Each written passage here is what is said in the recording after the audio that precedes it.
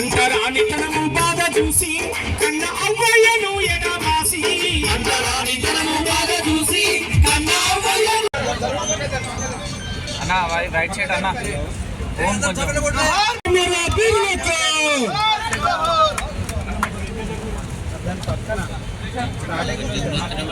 जोहार मादिगा हमारा वीरों को సాధించాం ఏబిసిడిలను సాధించాం ఏబిసిలను వర్ధిల్లాలి మాదిగా మన వీరుడు రైట్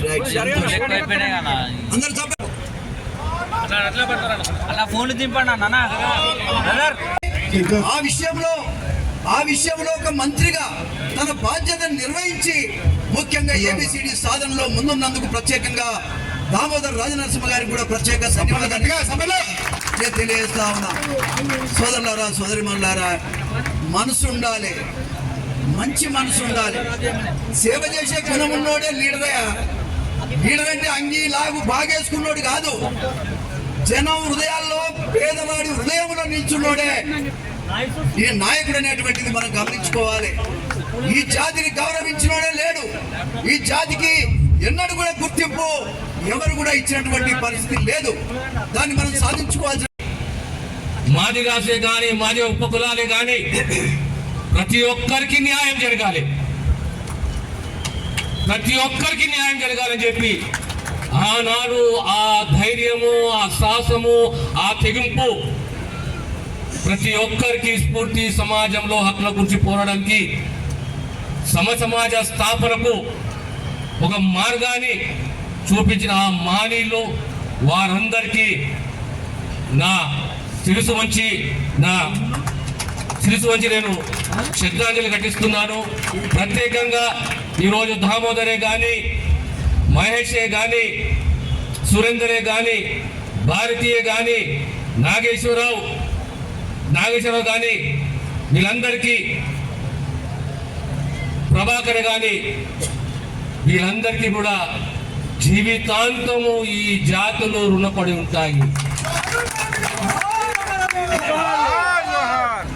ఎన్ని ఆటంకాలు, ఎన్ని అవరోధాలు వచ్చినా రాజకీయాలు, పేద వర్గాలు సామాజికంగా ఎదగాలని ఆలోచిస్తున్న వర్గాలు,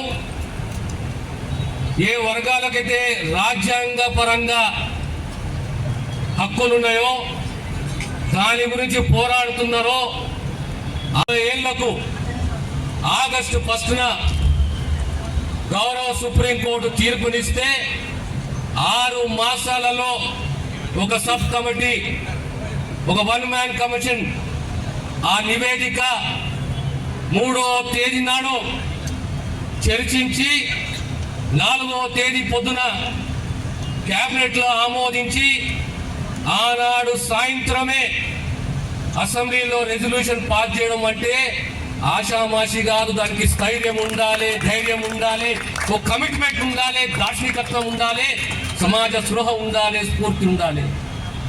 ఆ ధైర్యము, ఆ సత్తా, ఆ నిబద్ధత మన తెలంగాణ రాష్ట్ర ముఖ్యమంత్రి రేవంత్ రెడ్డి గారికి ఉన్నది. దానికి ఇదే నిదర్శనము. మీరు ఎన్ని రాజకీయాలు చేసుకున్నా, ఎన్ని వంకలు పెట్టినా, ఒక అద్భుతమైన కమిషన్ రిపోర్ట్.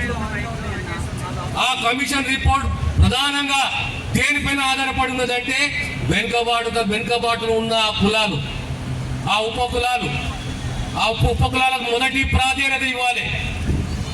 ఆ ఉపకులాలను మనకు చేయూతనివ్వాలి. అవసరమైతే 2.2%, 0.5% వాళ్ళకి అందియాలి. వాళ్ళు కూడా ఈ పోటీ ప్రపంచంలోకి రావాలి అనే ఓ సదుద్దేశంతో ఈనాడు గ్రూప్ 1, గ్రూప్ 2, గ్రూప్ 3 గా 52 లక్షల పైచిలకు జనాభా